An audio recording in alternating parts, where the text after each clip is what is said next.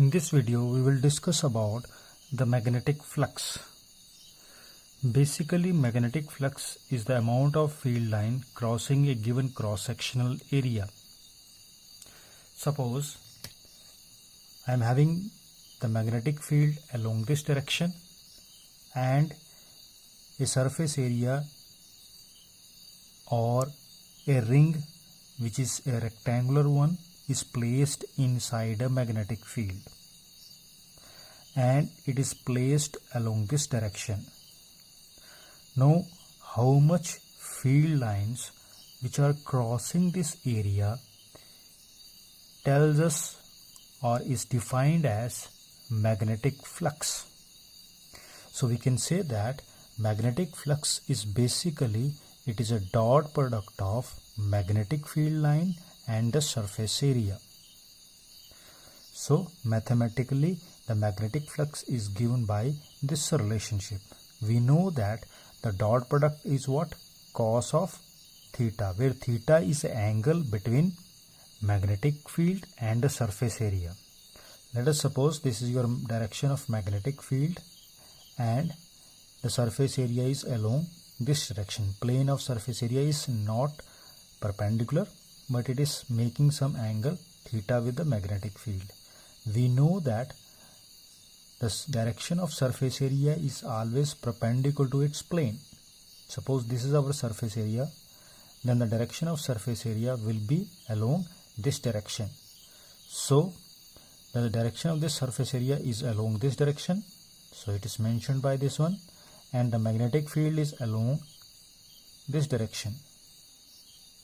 So theta will be the angle between this surface area and the magnetic field. This angle is our theta.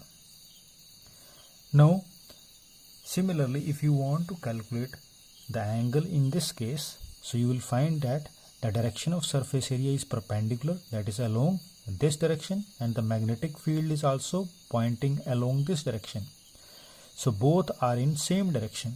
So for this case, the magnetic flux will be equal to Bs cos of 0. So it becomes Bs, that is a maximum value of the magnetic flux. So we can say that magnetic flux is maximum when the plane of the area is perpendicular to the magnetic field. Now if your magnetic field is non-uniform and the surface is irregular, now for that, how to calculate the magnetic flux? Let us see, this is your magnetic field and this is our irregular surface. Each part of this section of the surface is oriented in different direction. So we cannot apply the above formula. So for that, what we do, we divide this surface area into infinitely small parts. I choose the small part of this surface area is ds. Now first we calculate the magnetic flux for this small surface area, then we integrate it. As this surface area is so small, then the magnetic field for this particular section of surface area is uniform. So we can apply the magnetic flux is the dot product of magnetic field and the surface area, that is ds. Now if you simplify it, we write it B ds cos of theta, where theta is the angle between magnetic field and surface area. We know the direction of the surface area is perpendicularly upward or perpendicular to the plane of this surface area, and the magnetic field is pointing along this direction. So this angle is known as a angle between magnetic field and surface area. I take it as theta. So it becomes B ds cos of theta. Suppose you want to calculate total flux. So what we do? We integrate this. So by integration we get this much, and this is surface integral B des cos of theta. So this is your total magnetic flux for the irregular or non-uniform magnetic field. Now next one is, what is the SI unit of magnetic flux? So we know that magnetic flux is given by phi is equal to B S cos of theta.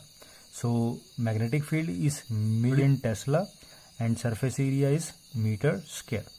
So it has no dimension, so I will not write it.